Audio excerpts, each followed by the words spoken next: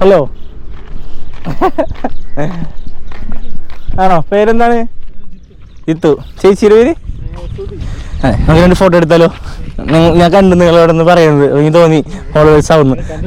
അതല്ലേ? ഓക്കെ,